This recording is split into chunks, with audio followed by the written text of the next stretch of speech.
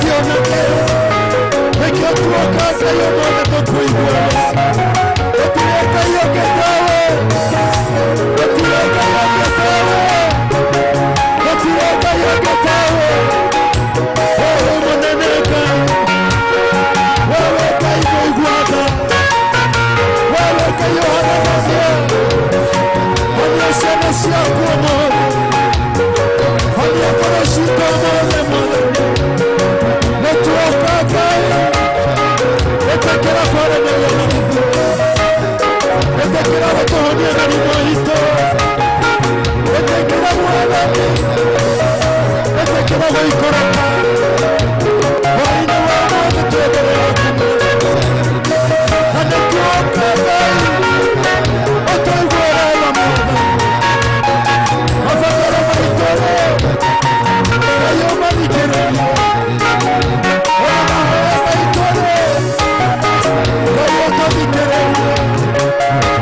Onasema shito mwananino Natuwa kana shoma yako mwana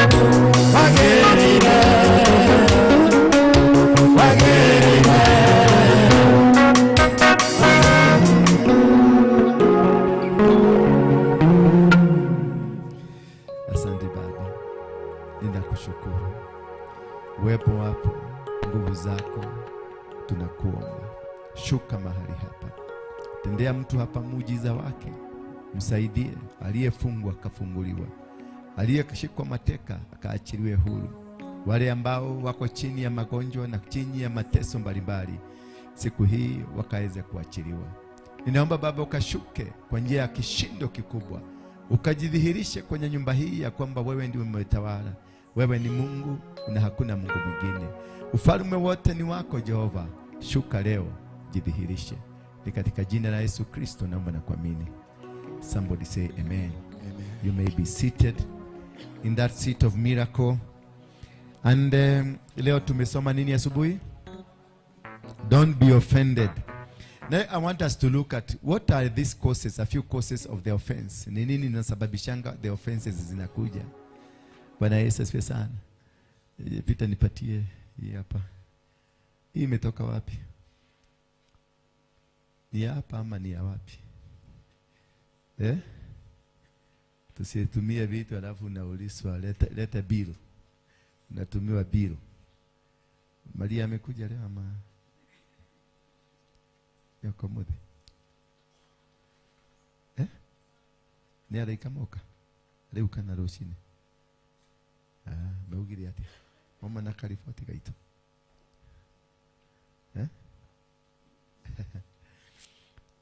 Factors uko negodero. Wow, thank you. Thank you.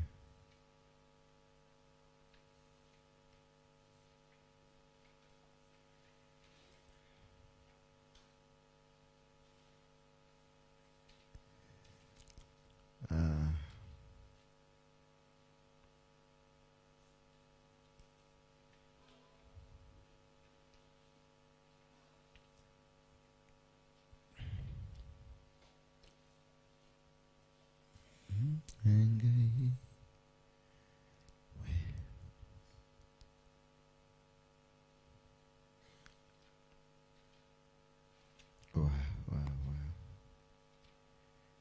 So we are looking at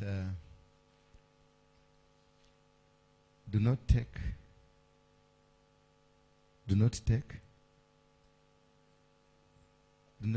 the offense. Do not be offended. And how do you know that when you are not offended, who is in control? Hello? This is a class, sasa tuko kwa class. We are not in a church. Hello? Niangalie kwanza. How do you know that you are not offended and you cannot be offended? Because tumesema refuse to be offended. And we have looked at so many factors ambazo zinaweza kunani. What happens? We have seen the consequences of being offended. How you reduce yourself. How you become a small thing. How you are not able to control yourself. So when you refuse to be offended, who is in control? Yeah? Hello? Yourself. When you refuse to be offended, who is in control?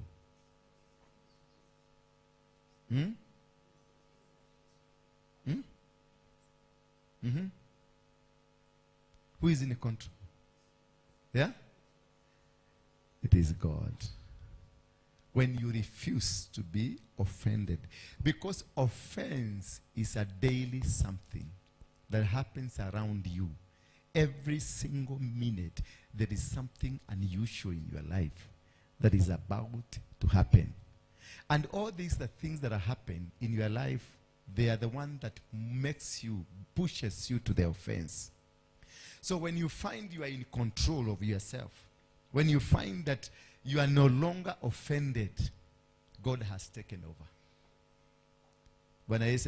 God is controlling you. God is looking at you and making things work for you. When you are living on earth, that is why Jesus left us with a prayer that this is how you will be praying, because he knew this is man. And the man will always be offended. Moses just came from the mountain. Moses came from the mountain from God. He was with God. He spoke with God. He walked with God. He did things with God. But coming down, he was offended. He destroyed the tablet. David, the same thing. At a time, he got offended. And these are great men of God. When you find yourself, you are not offended. You can just, somebody can do anything to you and you laugh at them. And unacheka tu unaenda. Unasema, wachana na wao tu. God is in control. It is not you. But if find you are getting angry, unakasirika makasiriko tu, inakuja, inakulipukia tu unakasirika na unaenda, because God is not yet in control. You have not submitted yourself to God. The offense is a disease that nobody else can deal with it apart from God. Because the offense is one trait that causes you to run away from God, or to abandon your God, or God himself. When in the book of Deuteronomy, the Bible says that do not marry them. Do not allow your sons to marry their daughters, nor your daughters to marry their sons. Do not worship their gods, because this will lead them, will lead you to offense. They will want you to worship their gods, so that you can offend your God. So the reason of the offense is all organized, articulated to cause you get out of God, so that the devil can find a reason to fight you. When the devil went to Job, he went to seek permission to allow Job to be tempted, to be offended. So when he is offended, they can be able to attack and destroy him. Hello? So the offense, it is one critical part of life that is well calculated, organized by the demonic world to cause you run out of God, so that when you are without God, they are able to attack you. That is the main reason. The main reason of the offense. It is not a sin per se as you look at it, but a breach to cause you get out of the protections of God. That one day you come and say, leave that God alone. Leave that person. I'm offended. And when you're offended, then they come and descend on you. By the time you think of going back, they have destroyed you. By the time you think of going back to God, reorganizing back yourself to God, they have already done something against you. The children of Israel were supposed only to cross over for 8 days. In fact, all these battles that you see with Joshua, the battles you see with Moses, the battles you see with them, they were not supposed to be there in the first place. Because it was an 8-day journey. It was not a 40 years journey. It was only 8. So God had planned for an 8-day journey. But now come, the elders of the Israelites, while in Egypt, they sat down. Now that we are taking a journey out of Egypt, and we have already boys here who are supposed to be circumcised. There are boys here who are supposed to go through the ritual, and they are already in their 7th day, yet they are waiting for that 8th day for circumcision. Then the elders sat down and came up with a conclusion that from now we suspend the circumcision until we get the other side. Once we are in the other side, we shall resume with the circumcision. And now that was agreed by every elder. They all agreed because it was reasonable. Because you cannot walk with a boy who is circumcised, he is not healed. So they agreed as elders, because this is a journey and the journey has come and we must go. It is necessary we go because you are coming out of the problem. So they went to their altars and sought permission, and they agreed to suspend the covenant between them and God. They agreed together. They said, now that we are going, we have to suspend the covenant between us and God. So, what covenant do they suspend? They suspended circumcision. Circumcision was a covenant between the Israelites and God, between Abraham and God. He made a covenant of blood. So they decided to suspend circumcision, which was a covenant. So when they suspended the circumcision, which was a covenant, they suspended the presence of God with them. We learned that Joshua had a covenant with the Gibeonites. And the Gibeonites now, they were protected under Joshua. And when they had a problem with other tribes, Joshua came to rescue them and fought for them because the covenant was valid. Now, when these guys from Israel suspended the covenant, it means they told God, for now we don't need you. Now you can go until for 8 days we'll call you back. That is what the agreement they had. They said after 8 days, because they had calculated the number of days to cross over to the other side, and they found it's only 8 days, and that was the original plan of God. Now 8 days were enough for them. So after 8 days, they shall resume back to the covenant of God.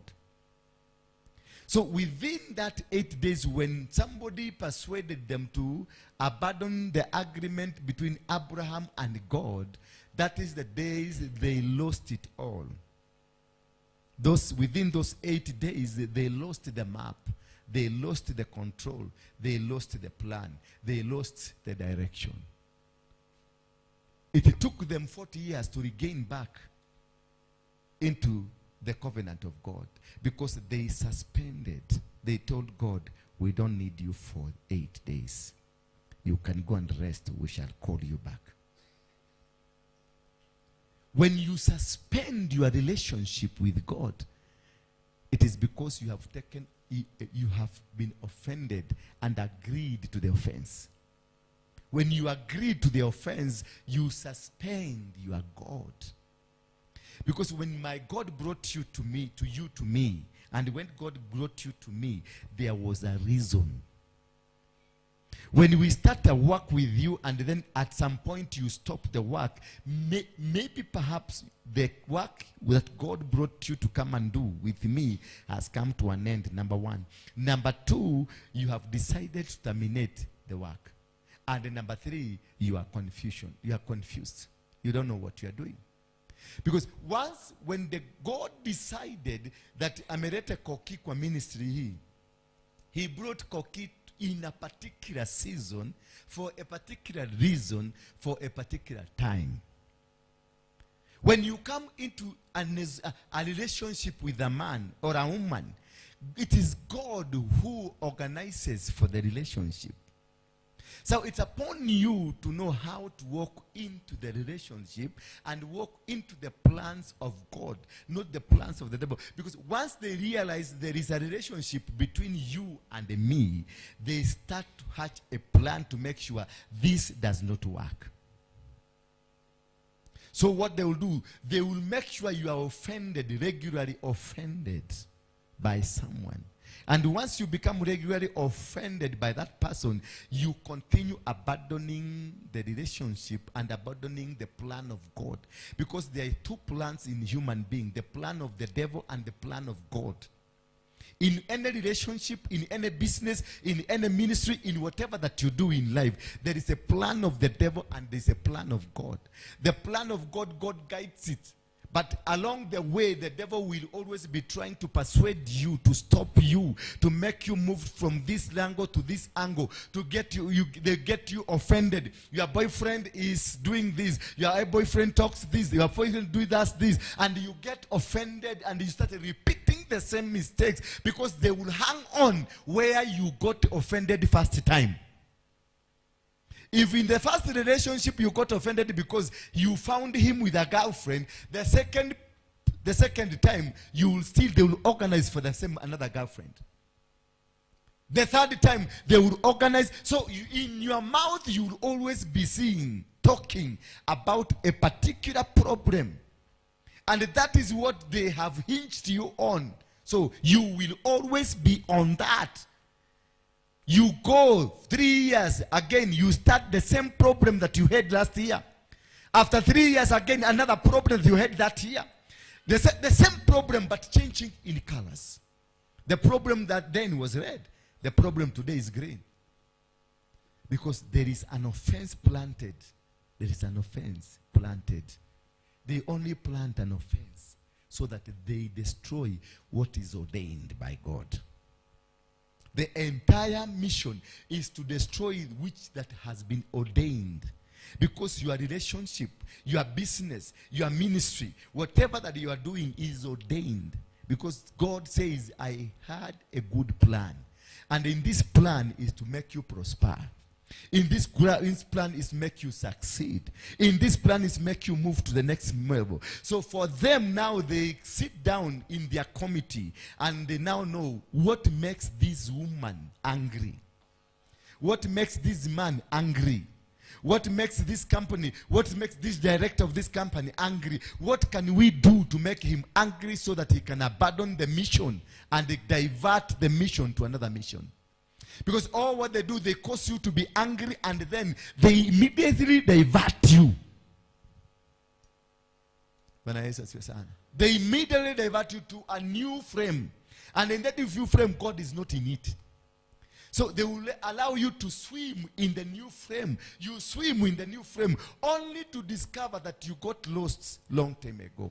By the time you come back, you have lost the season of God.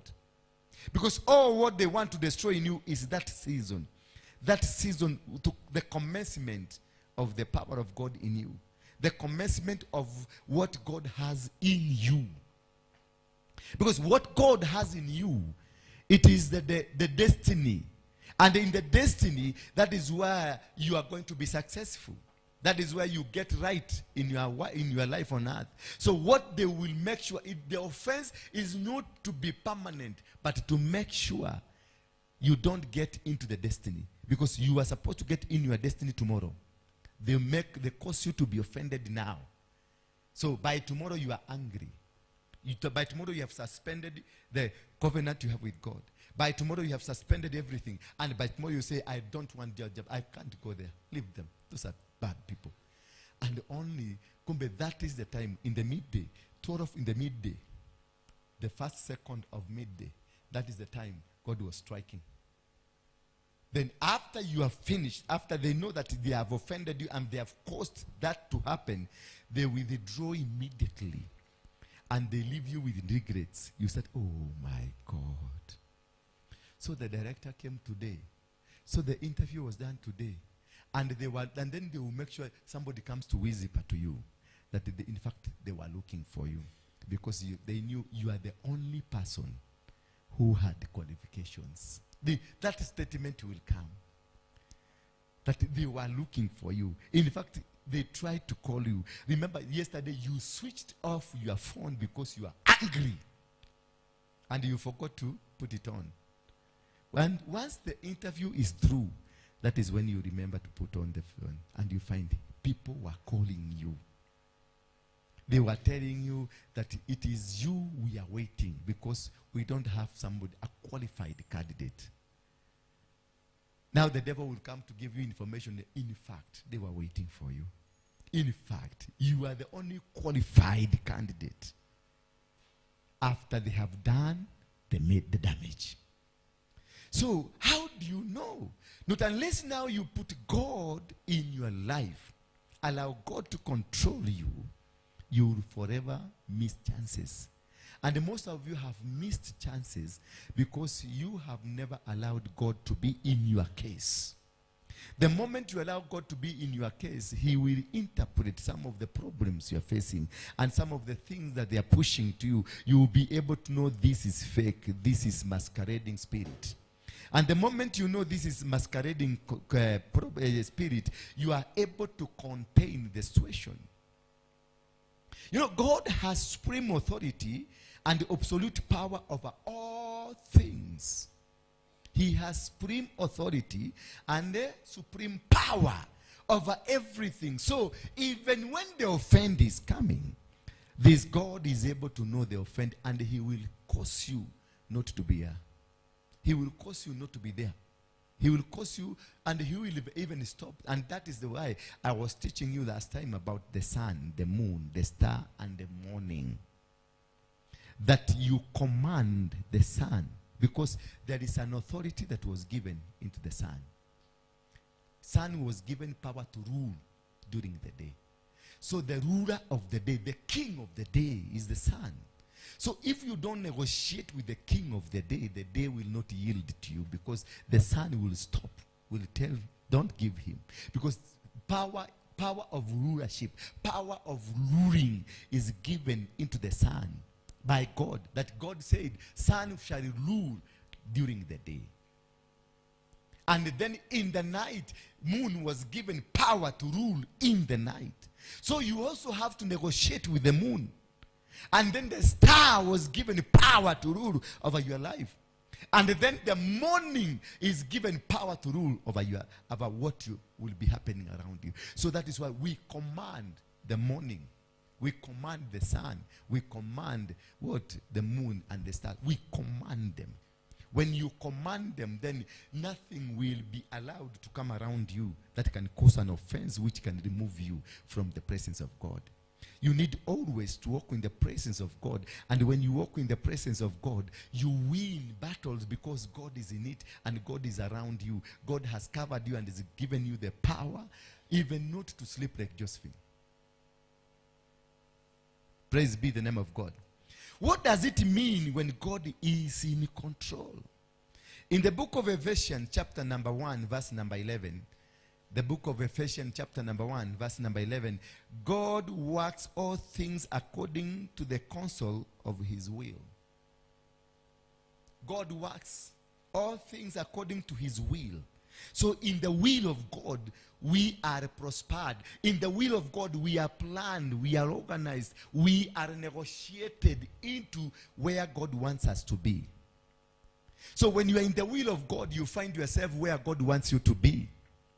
When you're in the will of God, you find that you are doing the right thing and nobody can come to obstruct you. Nobody can come to remove you from where God has put you, because you are in the systems of God. You are moving and doing things according to the powers of God.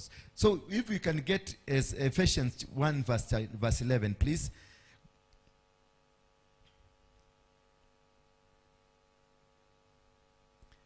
I am him. In him we have obtained an inheritance. In what? In him. So your inheritance is contained in him. So when you are offended, they remove you from your inheritance. When you are offended, they remove you from the inheritance that you are supposed, having been predestined. Hallelujah. Having what? Been predestined according to the purpose of him who works all things according to the counsel of his will. We are predestined and we work according to his will. And we live according to his will. So if we get outside the will of God, and this outside the will of God is because you are offended. So you get out of the counsel, out of the plan, and out of the reasons of God. So they have managed to derail your vision. They have managed to derail you from God. They have managed to stop you from the next move. They have managed to destroy your marriage. They have managed to destroy your business. They have managed to destroy your ministry. That is why sometimes you have to listen to everybody but don't act. And that's why sometimes you have to ignore every communication that is coming to you. And that's why sometimes you have to know what kind of friends you have around you. And that's sometimes you need to know what kind of leaders you have around. Are they genuine leaders? And that's why sometimes you find you pick today, tomorrow you remove. To pick today, tomorrow you remove, because you are still observing. Am I with the right people? Am I with the right person in my life? Am I with the right people that are around me in this vision? Am I with the right people that knows what is in this mission? So don't worry when I pick you today, tomorrow I drop you. It's because you have failed what if I look at you and I have tested you with a small job, then you didn't make it work. It means you are not part of the mission. If maybe you are not part, or maybe you need some time to grow. And you can be dangerous. You can be my good friend, but very dangerous. You can be a good friend. You can be my brother, my wife, but dangerous to the ministry. So you just look at it and see, could this person be the obstacle? Yes, she's my wife. He is my husband. But if you look at what they are doing in the ministry, you see these are going to destroy the ministry. So you remove them a bit. Not destroying them. You remove them a bit so that they can have more time to understand you. Because it is maybe perhaps it's because they never understood you. They never understood the vision. They never understood anything. That is why you need to walk a little bit with the person. A little bit, walk longer time so that this person can allow this person to get into you and know what is the vision that is new if they have come to support your vision. But if you also come to support somebody's vision, you need to step aside a bit, walk with that person without wanting to be involved in the day-to-day activities until you understand what kind of a vision is this one. I hear some people say, it's because you don't understand why you're here. It is because you don't understand whether you are supposed to be in this ministry or not. It is because you don't understand the vision. The moment you understand the vision, you become relaxed. You come discover there was nobody fighting you. It is you who was eating yourself. Like when the cells of the body eats the same cells. And you become anemic. So it is not a problem. Nobody was fighting you. Nobody was against you. You are against yourself because you didn't understand the vision and the mission. Before you embark on a mission, before you embark on a journey, try first to understand the vision. Because when you don't understand the vision, you start fighting. Because I will stop you, then you start fighting. I will tell you, do not get out of this place today. Just be seated there. Because part of our vision is for you to sit. This seat is supposed to be sat there today. That's part of our vision. And then you rise up and say, no.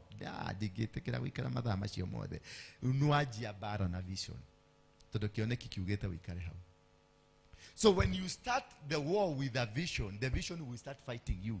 And that is where many of you say,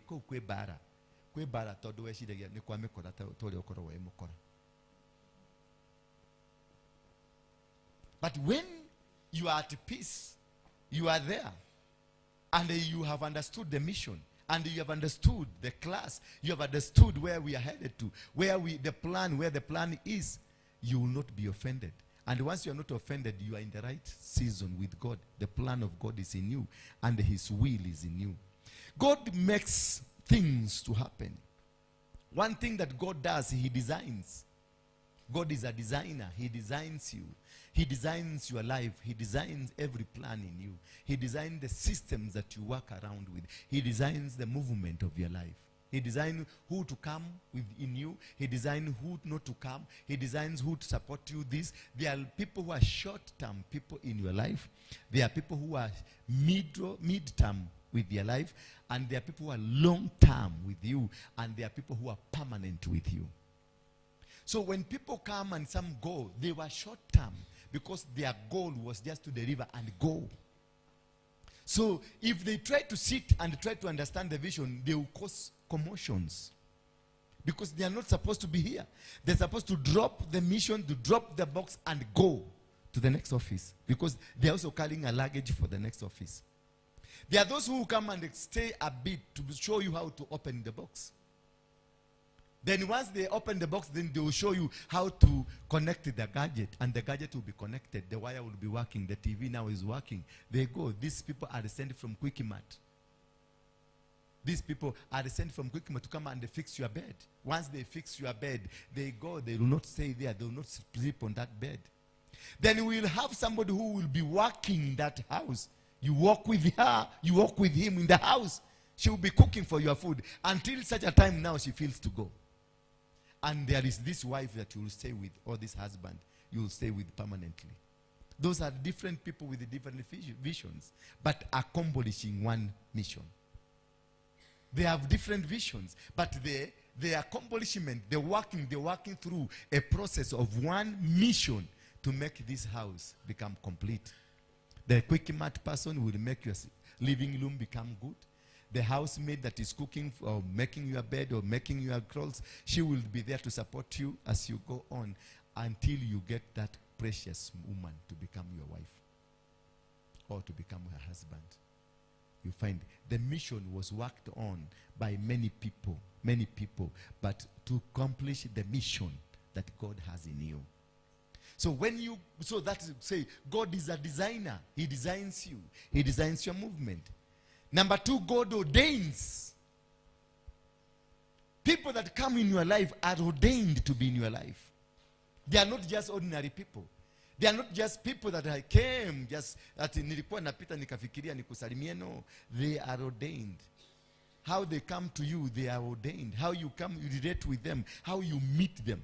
There is something that God ordained for them to come to meet you. They are not just ordinary. They are not just coming. They are organized. They are ordained. And they will walk with you according to the value of the ordination. How is it? Is it long term, short term, or just a one moment ordination? There are people who are ordained for today. You meet me today and you go. There are people that will stay with me, and there are people that will be walking with me permanently. That you see in many ministries, you will discover the people who say, I started the ministry with this man, and this is far we have come from. We had nothing. We didn't have even food to eat. But because of sustainability, working with this man, and between them, them, me, and the time, there are so many people who have come and they have gone. But there is somebody who just decided to stay with me, to just walk with me. A person like Koki here. Koki, when you push her out, you chase her, she will come, she will still come. Hata mfukuze, utamfukuza, atatoka afike hapo, utamkuta kwa murago hii anachomokea hapa. Because they are ordained to come and stay with you. Bwana Yesu asifiwe sana. There are people you cannot, even if you try to fight them, there is nothing you are doing. Even if you got the entire church gangs against people like Koki, you are just wasting your time. Ataenda kidogo, aenda Machakos yarudi. Alafu sasa mnaanza kusema nikamute. Because she has a connection of the ministry. She has a few of the password, the one letter of that, or 2 letters that is needed in this ministry. Bwana Yesu asifiwe sana. And number 3, God governs. God will govern you. We are looking at how do you know God is in control. God will govern you, will make you to be in the place where he wants you to be. He will make you to be with the people that he wants you to be with them. He will make you that you are eating what he wants you to eat. He will make sure that you are somewhere that he wants you to be. And that's why I say, I don't know how I am here. Mimi sijui. Tulikutana tu na huyu mama ndiye amenileta.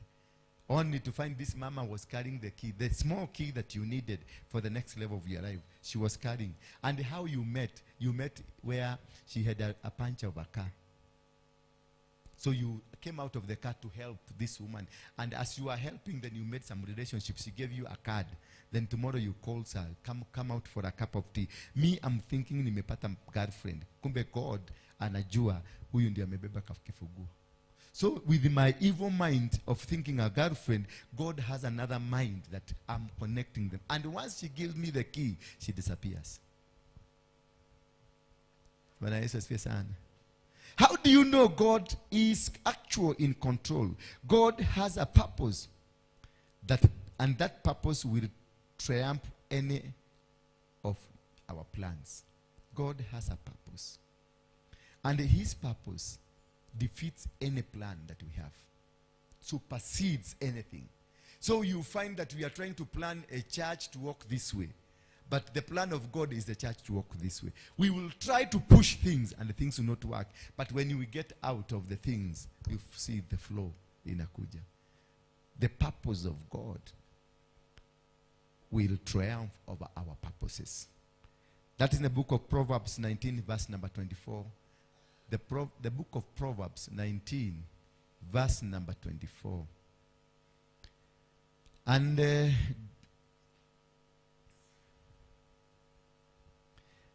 meaning that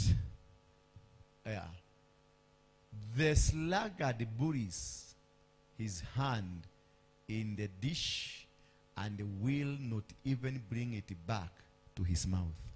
What is the sluggard buries? Is it buries or buries? Buries. Yeah? Buries. He buries me. Somebody talk to me. Yeah? Buries. The sluggard buries, or the sluggard buries his hand in the dish and he will not even bring it back to his mouth. What is the sluggard? Kegota. Sindio? And he buries his hand in the dish. What is the dish? And he will not bring it back. Can you connect now that statement? Make it a proper statement. Muzembe?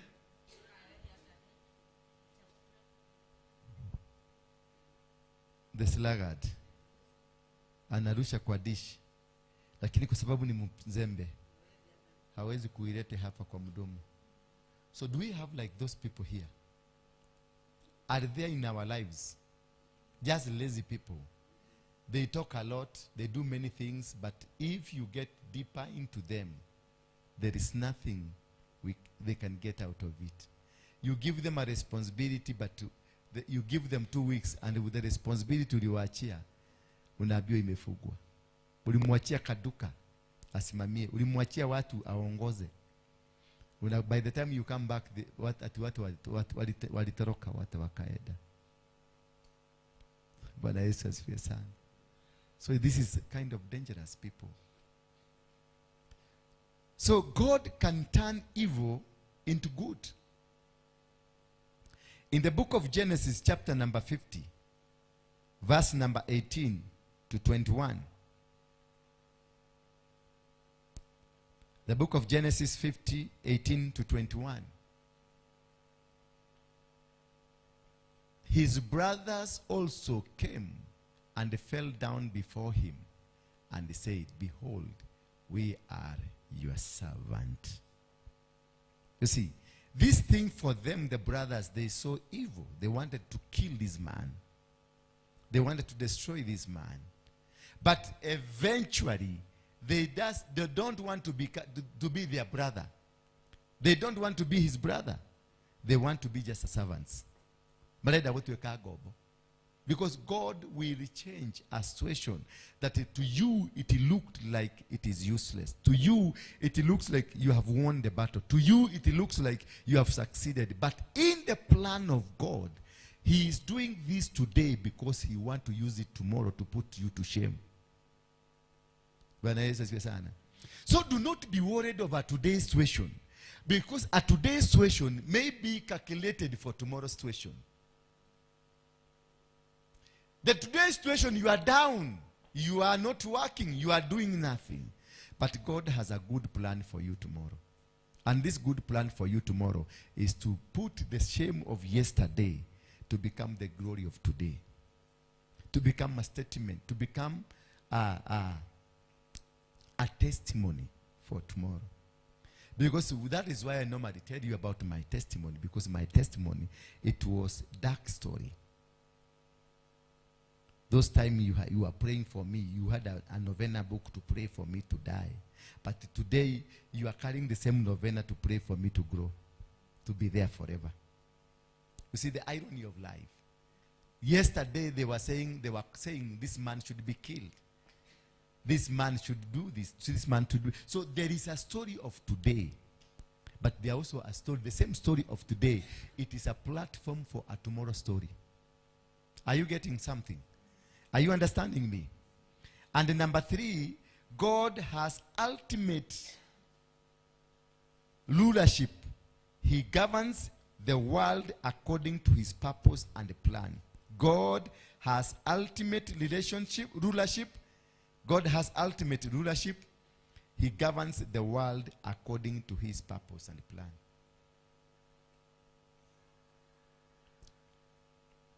Number 4, God manages our sanctifications.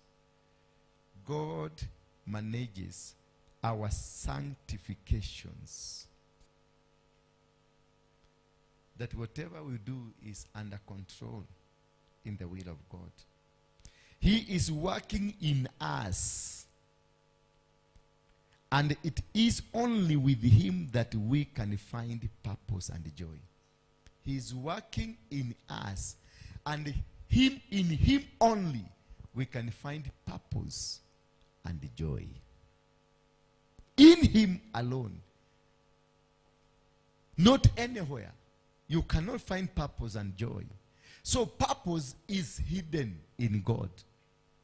So before you discover what purpose are you in, or what kind of, where your purpose on earth, you will have to struggle. You will have to make so many things work around you. That is why you find you are here today, tomorrow you are doing this, the day after tomorrow you are doing that, tomorrow, and because you are still looking for it until you get the will of God, so that the will of God can reveal himself to you for you to understand what is your purpose. Many of us here are confused because we are not in the system of God, so that the system can reveal to you your purpose. Your purpose is hidden.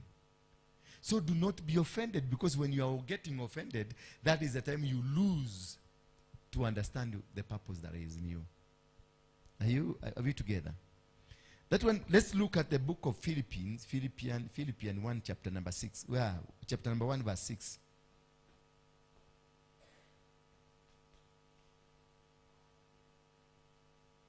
Chapter number 1, verse 6, Philippians, Filipino.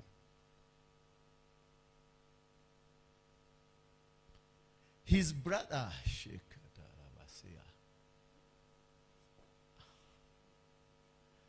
Philippian. It's the same. It's a Filippo. Yeah? See, it's not Filippo. It's in the Filippo. Yeah, it's in the Philippians. Yes. Verse number? Verse number 6. 1:6. And I am sure of this, that he who began a good work in you will bring it to completion at the day of Jesus Christ. So the good work in you, it is not your work. It is somebody else who brought the good work in you. So once you understand that principle, that whatever you are, it is not you. Whatever you are doing, it is not you. The ministry you are in, it is not you. Being here, it is not you. It is the plan of God. And he will make sure, if you walk with him, he will bring completion to it. Hello? He will bring completion to it. So, usianza kutupigia kifua. Ati, nilipoingia kwa hiyo ministry, nilianza kuchange. Hakuna kitu ulichange. You found us in the process of God. You found us in the will of God. And when you are in the will of God, things will work. You will only come to drop a letter. Once you drop a letter, you go. You are a postman. You will go. Then a plumber will come and connect the taps. Then an electrician will come and connect the electricity. Once they connect, they go. They don't sleep in that house to test whether the power is working. Hello. So you must be in the will to understand, what is my purpose in this ministry? What is my purpose in this move? What is my purpose? And this brings you joy. When you discover your purpose, you discover joy. Joy will come because you will work without stress. Nothing will be forced onto you. You will be doing things joyfully because there is nothing you are pushing to work. Things are pushing themselves. You only once needed to be there for the purpose of God to reveal itself in you and be in the systems of God. And once you are in systems of God, everything is ready for you waiting. You just fix yourself. You just put yourself where things are. People will be calling you for tenders. People will be calling you for businesses. Marriage will work. You don't force it. You don't still remember things that are around you, around the environment. What caused this to happen? What caused... No! Ask God, am I in your plan? Am I with your man? Am I with your woman? Then once God tells you, yes, that's the man, relax, go and sleep. Let him do the will. Because it is him that has organized for marriage to work. It is him that has organized for that business to work. It is him that has organized for this ministry to work. Anything you try to push at, let us do this, let us go this, no, it won't work because it is not you. You are part of the vision. And the vision is owned by God. So it is God who knows what you are supposed to do today, where and how. Only God knows. Only God will allow you to know. Everything will be hidden from you. So don't push for a vision or a mission to work. Release yourself to the mission. Release yourself to the plan of God. If you've found a man, release yourself to that marriage. If indeed God has ordained the marriage, has designed the marriage, then leave the rest. Don't usianze kusubuka. Where is my husband? What is he doing? Anaweza kuwa amelala wapi, amechelewa wapi? Don't leave it. If it is God, leave it. It will work. There is nothing that will not work. Don't even remember the past. Don't remember where you met in the bar and how you used to have many women. Don't even remember that. Release yourself to the systems of God. Release. It will work. That business, you don't even understand. Try to know what is the history of this business. Don't. If it is the will of God to be in that business, just concentrate on the will. God will bring everything that is needed for the business to grow. Hallelujah. That is how to know that God is in control. But if you try to manipulate, my dear sister, if you try to manipulate anything, it will hit you. They will bring an offense and you will be hit. Hallelujah. We are in number 5. We are going to 5 now. With him, we have strength and the guidance to defeat temptations and trials. When you know when God is with you, when God is with you, you are able to have strength and the guidance, and you are capable of defeating any sort of a temptation and any power of a trial. In the book of 1 Corinthians chapter number 10 verse 13, 1 Corinthians chapter number 10 verse 13, in him we are able to succeed. We are able to win battles. We are able to control. And I'm just telling you, how do you know? How do you know that God is in what you are doing now? You don't fight for it. You don't fight for that position. You don't even try to coerce people to do what you want. Just sit down and wait to see the plan of God. No temptations has overtaken you that is not common to man. No temptation. Hakune. God is faithful and he will not let you be tempted beyond your ability. He cannot give you a man or a business or a ministry or whatever that he has chosen for you if he is not in it. If he is in it, there is no temptation beyond your ability. But with the temptation, he will also provide the way of escape.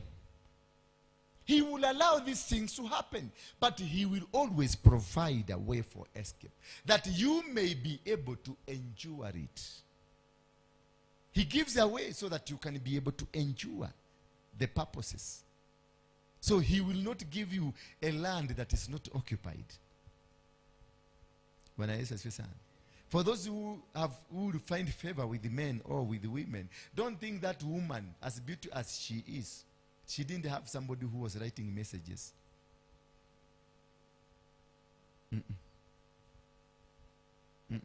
They were writing messages with somebody. She was trying to engage to somebody. Yes, they might have been flesh. They have not done anything. But there was somebody was calling. Somebody was trying to communicate. And if now you go deeper to it and now you retrieve those messages and see, look at this. This is Nganga. Who is Nganga to you? Atiasha. And why is he writing messages to you? Why? Can you explain to me? So if you find that lady that has never been communicated to, you're mad.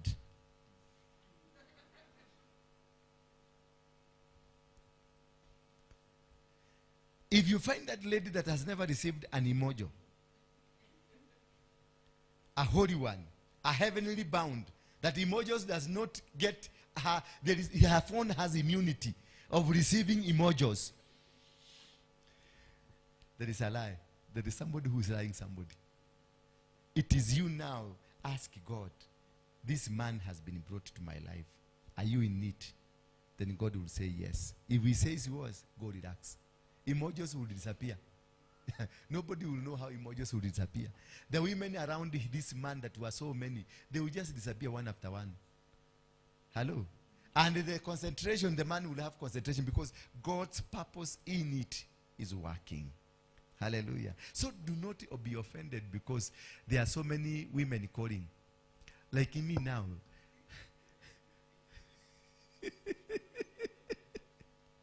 Who doesn't have my number here? Eh? This one will write, sleep night, good night, my dear. That one will write, sleep tight. That one will write. And now you pick my phone. You will die. You will die. And I'm not stopping from being a leader. I'm continuing. I'm meeting new fresh faces. So you only need to ask God, are you in this person? Yes. Then go relax. Is this marriage from you? Yes. Go relax. God will sort it out. He knows how to sort. He knows how to control. A business, you start with a business. You know, you are told, this man is a con man. He will con you. No, don't worry about being a con man. Ask God, are you in this business? Yes. Then relax. Go do business. He will control everything. He will make sure that all things work to good for good. Thank you. Are you happy with that class? Did you get anything that has blessed you? By the show of hand. Unfortunately, for those who didn't hear English, like Rebecca, my friend. Umesikia Kisugu? Pole. Tuto wekate. Toko tuwale gubaro. Mary, umesikia Kisugu mzuri? Imekuigia mzuri. Sasa utaacha mahangaiko? Mahangaiko na mahangaiko, shughuli za kila siku.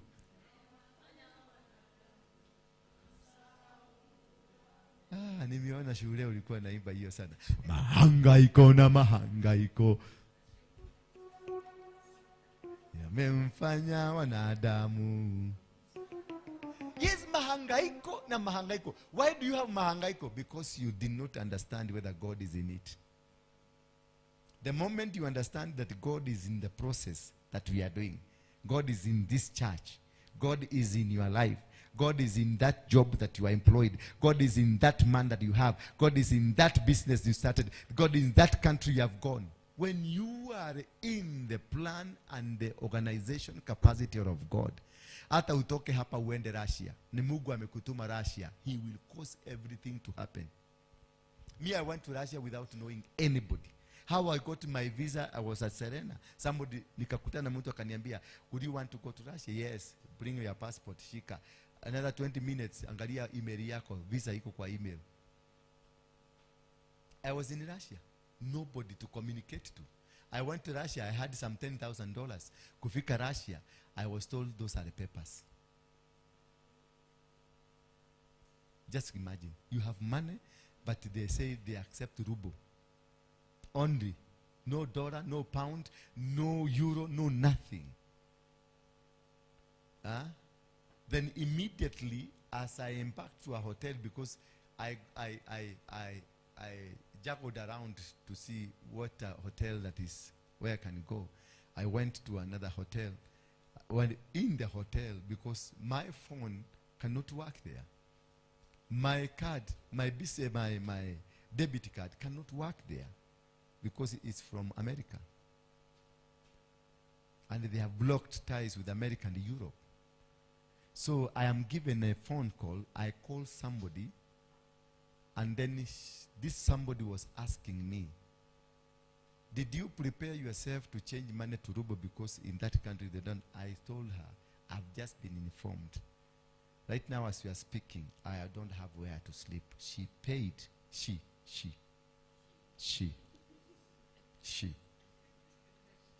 paid all the days I was there.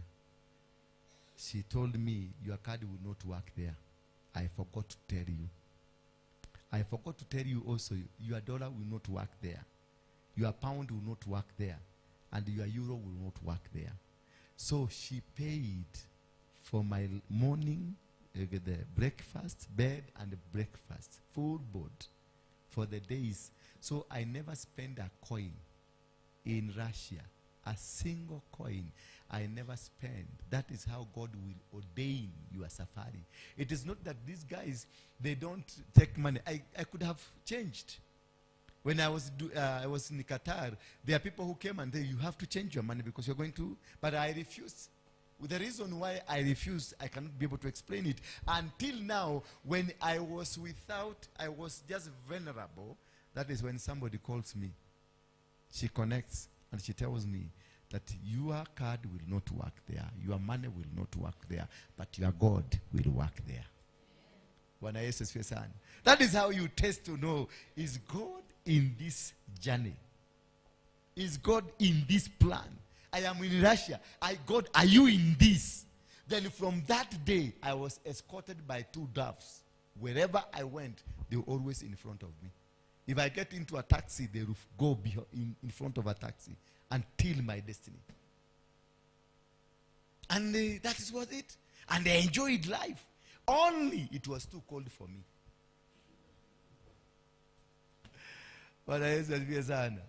Hallelujah. Rise up on your feet. If you think you are blessed, but if you think you are not blessed, don't rise up. Nataka tu no, kaini chini kwanza nikuatangasie kakitu hapa. Nogie nogora ogwo. Uteka kwenogora wakira negukumagara. For those that are going for prayers to Mount Kenya, we shall all meet here on Thursday. Tutatoka na gari za usiku. Are you getting me? We shall all come here on Thursday mchana. By saa moja ukuwe umefika hapa. By saa moja usiku. Si asubuhi. Si saa moja ni mchana. Thank you. Ni shule yetu, mwalimu wetu alikuwa Mjaruo. Sasa by saa moja, saa mbili, you'll be here. The latest ukuwe hapa saa 4. Tutatoka hapa. Tutawatengenezea sapa hapa. Usiku mkule. Tutatoka pamoja. Hakuna mtu ataenda kuchukuliwa kwa barabara. Nobody will be picked at mogole mojo ehana. No. Me only knows where we are going.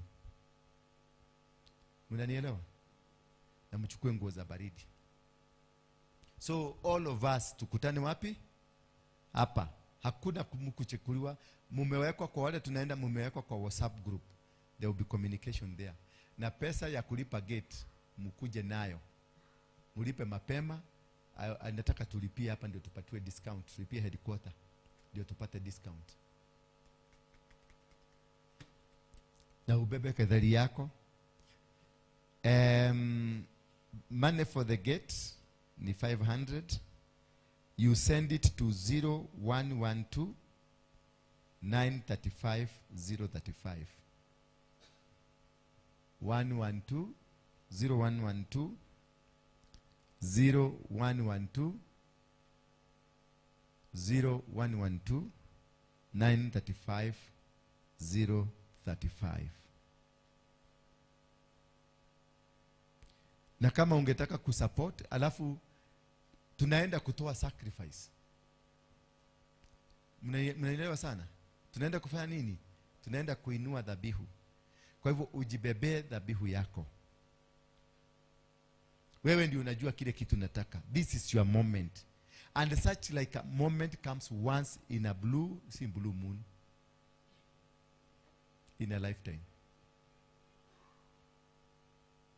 mwezi kama huu wa 8, tarehe 8 2025, that 889,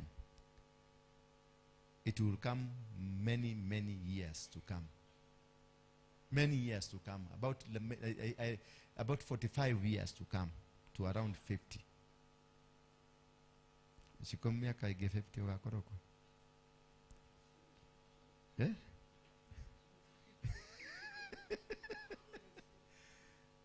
Wakoroko miagege 50 wa irimu. Mayo mahianate. Miagege 50. Diarega uhianate. Korokoshanete. Ewe. Emodole watu hoyagire weta kwa fosto. Ndio maiguaga.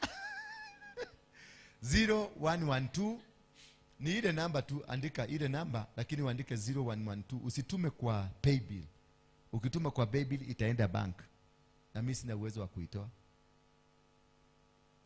Itaandikwa cheki, iandikwe mabarua, vitu nyingi ni ya kanisa. Hiyo inaendaga straight. Lakini sasa ukiituma kwa simu ni 0112 935 035.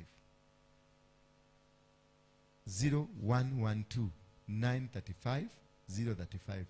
Si hao watu wangetuandikia hapa hata kama nani yako kwa hii. Si atuandikie tu. Si anaona tumehangaika, tumesubuka. Kani ukorora tulia. Tuandikie hiyo namba hapo. So that is it. Utume kwa hiyo namba ndio tuweze kufanya. Sio lazima utoke hapa kama umevaa white. Tukifika huko ndio tutavalia. Sasa sawa. Beba vitu zako lakini usibebe vitu zingine baya. Beba maguo zako, vaa mzuri tuende. Tukifika huko tutabadilisha. Hiyo white ni for the purposes ya kwenda kusimama mbele ya Mungu. Si ndio? Na kufunika kichwa yetu. Usiende kwanza na usifaa ile.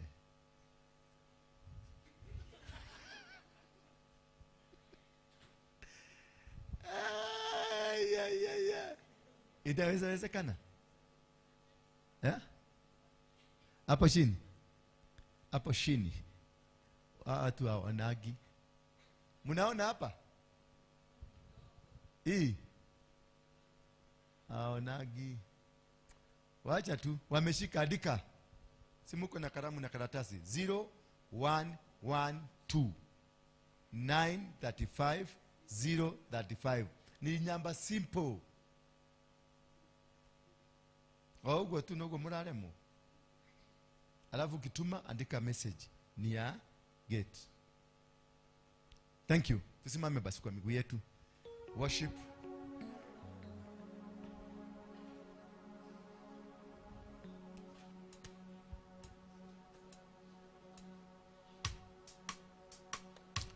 Hapa nataka ujipeleke mbele za Mungu.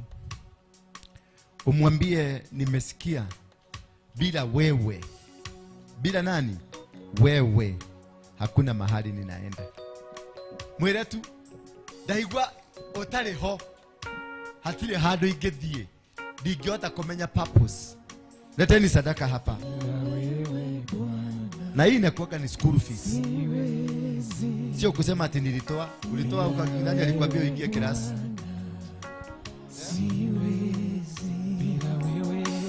Unalipa mafundisho. Lete. Siwezi bila wewe Bwana. Lete bahasha hapa. Bila wewe Bwana. Siwezi bila wewe Bwana. Siwezi. Fungua kinywa chako, wacha kuimba. Fungua kinywa chako, mwambie Baba, bila wewe siwezi. I am looking for that connection tonight. Ndio niweze. Nataka kufanya biashara. Na hiyo biashara bila wewe siwezi. Empowering lives.